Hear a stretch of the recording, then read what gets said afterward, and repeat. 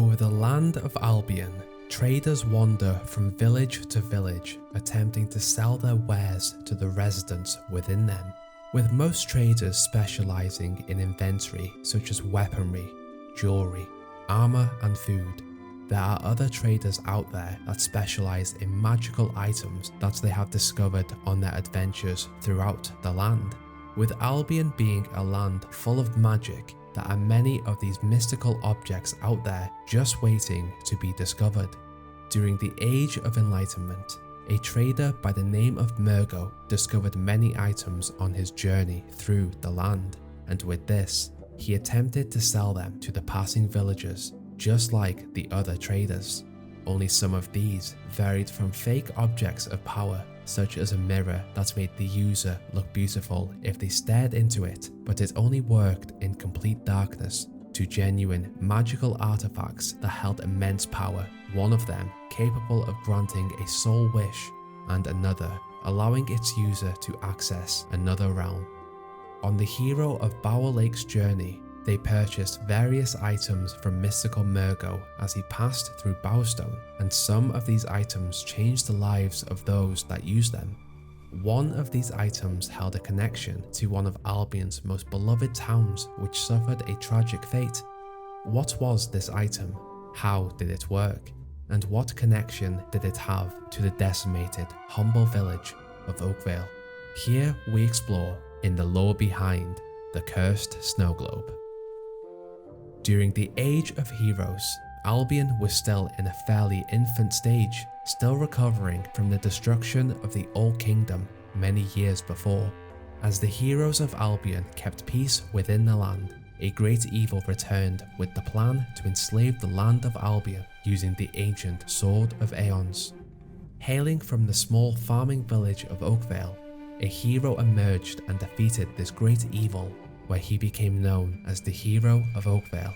From here, Oakvale became known as the village where a true hero had emerged. For years after this, Albion moved on and the powerful heroes became rude to those without heroic potential.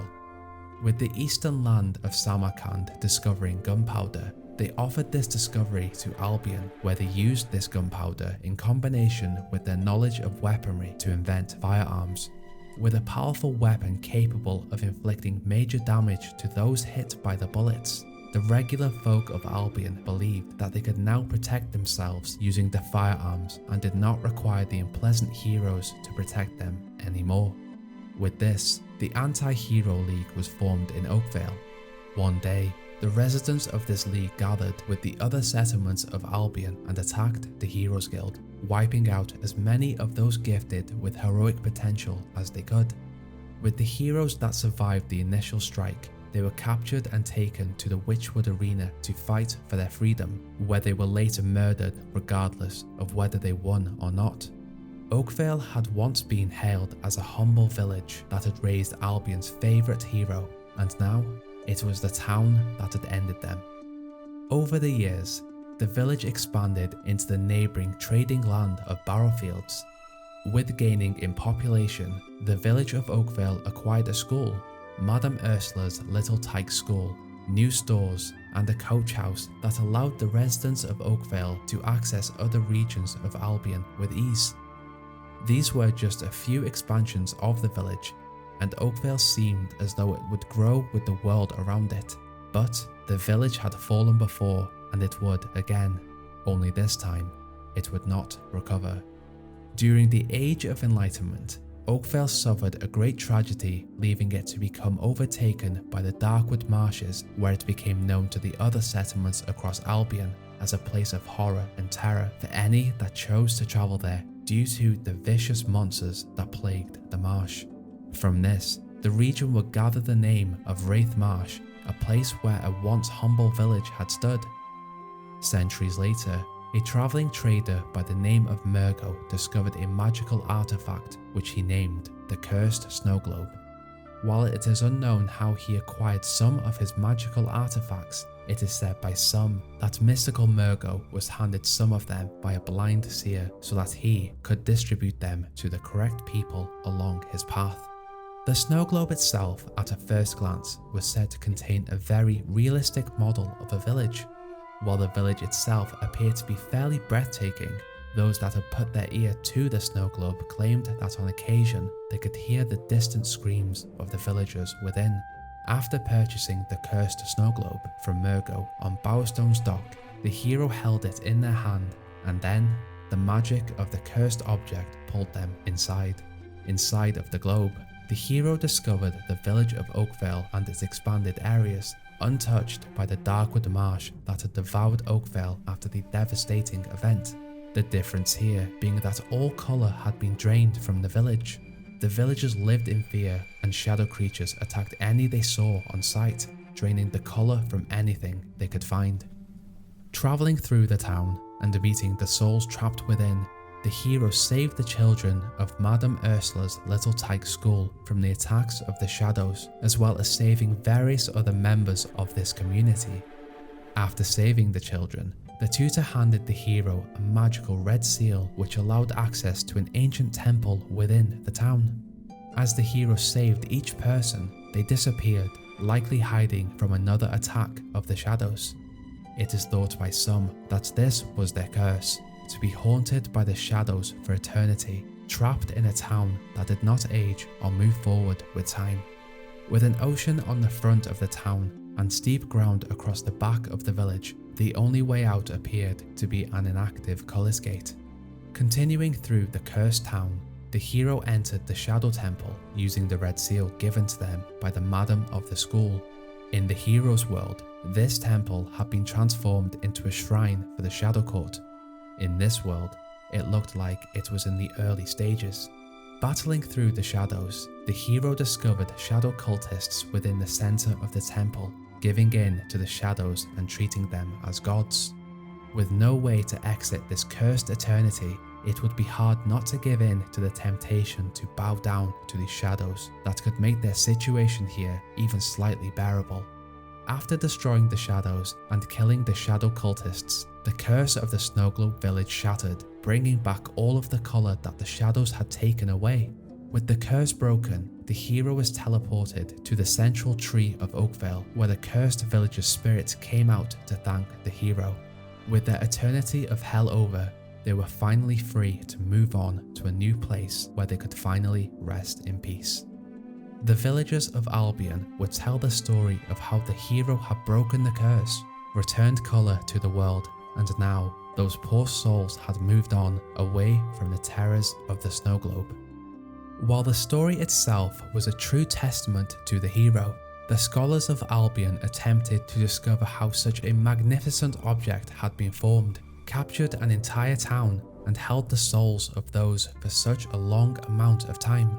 The scholars dedicated their time into finding an explanation on how this object had formed, why it had formed, and from this, they heard two very different tales. The first tale of the snow globe's creation begins during a normal day 200 years ago in the village of Oakvale. A young man believed he lived in a dangerous time.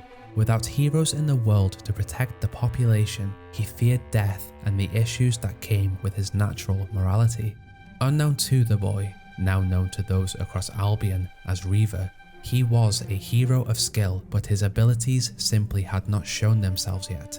In an act of desperation, he researched ancient powerful entities and managed to gather the summoning instructions for the Shadow Court, ancient, sinister, powerful beings from another dimension. As they appeared before him, in this farming village of Oakvale, he wished for immunity from the disease of time and death. Without thinking about the fee for such a wish, he accepted whatever terms the Shadow Judges gave, and they went ahead with the deal. Then, the Shadow Judges took their payment. As Reaver fled the village that had been his home, he heard the screams of those being collected by the shadows of the Shadow Judges. It is said in this tale that instead of murdering the villagers of Oakvale like previously thought, the Shadow Judges instead used their powerful magic to create a sort of pocket dimension and pulled the surviving members of the attack into it. Inside, the residents found themselves within their village, but the colour of the world had disappeared. Over the years, the villagers of Oakvale would soon realize that they did not age and would not be able to find an exit to their town. Alongside this, they would be attacked by the shadows that had attacked their village before they had landed here, leaving them to attempt to defend themselves on a daily basis, just waiting for someone to come and save them. With having to survive under the control of the shadow creatures that fed off the colours and energies of the villagers, some members of the village of Oakvale bowed down and began to worship the shadows, where they would then regain their colour in return for the lives of the other victims of Oakvale. 200 years later, the villagers of Oakvale had now died, but their spirits remained within, still trapped in this hell. That was until a new face appeared within the snow globe, took out the shadow worshippers and broke the curse, allowing them to finally move on to a better place to be at peace. The Shadow Court are believed to be extremely powerful beings from another dimension. As the village of Oakvale was taken over so quickly in the aftermath of Reaver's deal, bodies of the victims were not discovered, and so it is likely that the Shadow Court simply created a cursed reality that they could overview at any time from the outside of the snow globe, simply looking down at their victims. With the age of the Shadow Judges, it may be likely that there are other snow globe variants out there with people trapped inside of them suffering the same fate that Oakvale had.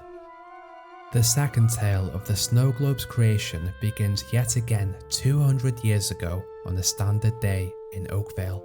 The children of the village attended the local school, Madame Ursula's Little Tyke School. Here, the children were all playing together, but they were said by some to have been wicked children.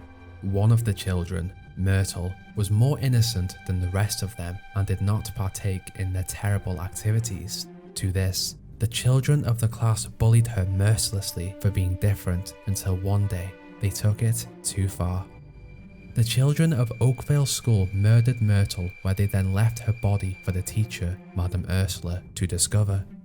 Upon discovering the body, Madame Ursula believed the death of the child simply to be an accident, and so, with the help of the children, she stuffed the poor innocent Myrtle's body into a toy chest inside of the school. Unknown to Madame Ursula and the children, this chest was of magical origin. Due to the violent nature of her death and the ancient magic contained within the chest, Myrtle and the chest merged into one being, where the spirit of Myrtle became Chesty, a playful, malevolent spirit locked within a chest, now with ancient magical abilities. In a flurry of rage and now raw magical abilities, Chesty used their magic to curse the villagers of the town that they felt had wronged and bullied Myrtle. The magic created an identical copy of the village of Oakvale and brought them to it, where they would now be under the control of Chesty in a pocket dimension where their torment could be viewed from the outside of the snow globe. Now Myrtle could have her revenge. Chesty invited some of the imprisoned villagers of the snow globe to a tea party at Myrtle's home. When attending and eating the food on offer, they were not aware that what they were consuming was dosed with deadly poison. After the deaths of those that had attended the tea party, and with some sense of accomplishment, Chesty left their bodies within Myrtle's home to stay forever. With having the ability to jump to different dimensions, Chesty created a mirror within the upstairs region of Myrtle's home, which led to a new dimension full of pain and torment. A place where the spirits trapped inside of the snow globe may attempt to escape, but would die trying. Now with their vengeance completed, Chesty left the snow globe, leaving the remainder of the villagers trapped for eternity within. To make their life more interesting, Chesty summoned shadows that would then drain the colour from the world, feed on the world, and from the villagers themselves. With shadows in the realm, some members of the village decided to worship them and became servants to the shadows for a better life.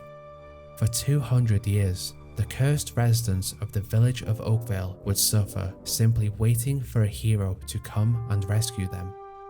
While this curse had saved them from a later event that would destroy Oakvale in the real world, the question is, what would the residents rather happen to them? cursed for eternity in a snow globe and plagued by shadows, or brutally murdered by the shadows during Reaver's deal with the Shadow Court. With each tale of the Snowglobe's creation and the curse within holding some merit due to evidence discovered within the Snowglobe by the Hero of Bowerstone to corroborate both stories. As with fables of magical origin, the true creation of the Snowglobe could be a combination of both stories. The rage of Chesty's curse could have coincided with Reaver's deal with the Shadow Court, where the residents of Oakvale, as well as some of the shadows, were pulled into this pocket dimension away from the carnage and torment of the Shadow Court in the real world. While those cursed within the Snowglobe escaped the circus of screams, the shadows here would still attempt to harm the residents within, but now they had to play by Chesty's childish and malevolent rules. After Chesty had had their revenge with the main villagers that had wronged them, they then left the remaining villagers to the shadows, forgotten by everyone, to be tortured for eternity. With many attacks over the ages on the farming village of Oakvale, it seems that the town was always destined to fall.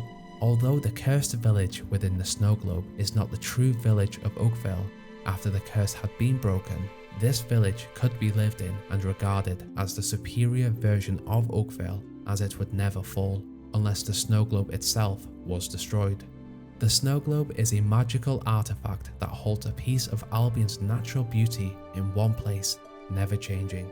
With the spirits of those trapped inside now free and put to rest from the curse thanks to the Hero of Bowerstone, it does make one wonder, are there more Snowglobes out there? The true question is that although the village had been cursed within a Snowglobe, how did this magical artifact find its way into the hands of Murgo? While it is believed that Teresa supplied him with all of his magical objects when entering the Snowglobe, statues of Murgo were said to have been discovered throughout the land, suggesting that Murgo may be more sinister than you would think.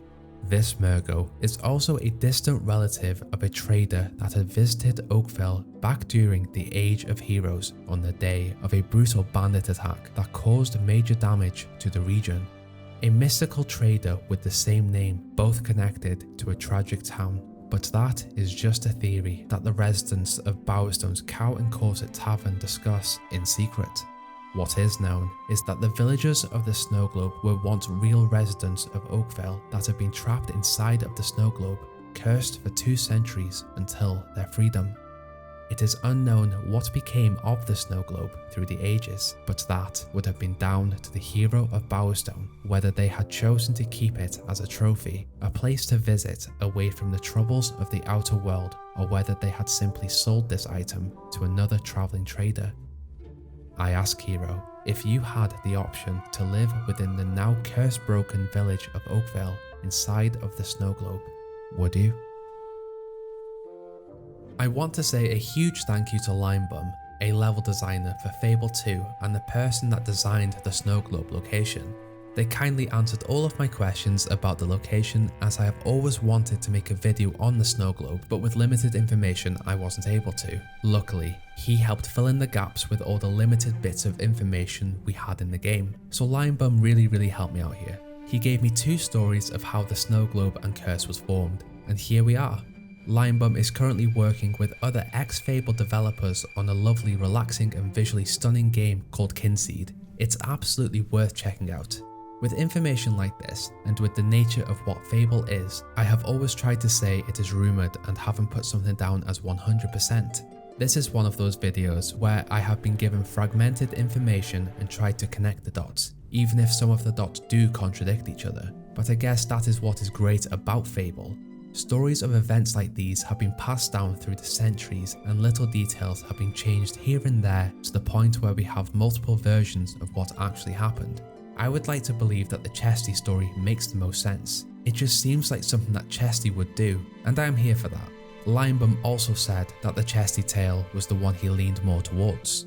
I ask you guys, what do you think happened to Oakvale, and which tale makes the most sense? I guess by the time of this age, with Oakvale actively hunting down the heroes that had protected it, the whole charming little hamlet with kind people wasn't the same village we loved during the Age of Heroes. Maybe Oakvale deserved what happened to them. I think it is ironic that the heroes could have potentially saved them from ever being trapped in this curse, the heroes being the people they hunted, and so they weren't there to save them, and now they were forced to endure whatever came their way. That was the lore behind the Cursed Snowglobe. With the episodes lately reaching around the 20-minute mark, I decided not to do the theory section this week, just because it would have taken a while to put the video together within the week. I do hope that the information in this video was interesting though, as there was not a lot of information about the Cursed Snowglobe, and with Oakvale being one of my favourite regions, I really wanted to make this one right with the help of someone that actually designed the level, and I was super happy with the information I was given.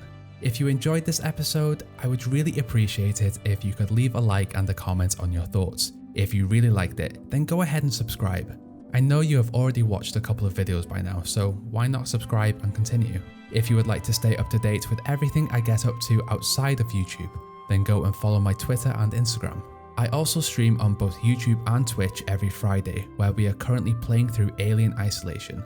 I do not cope well with scary games, but the people watching seem to enjoy me being scared. The link is in the description if you are interested.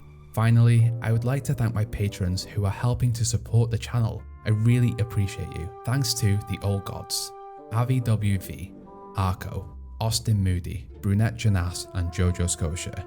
And an extra special thank you to the Elder Ones, Scruffshroom, Jonas, Lewis and Queen Arby. Thank you so much.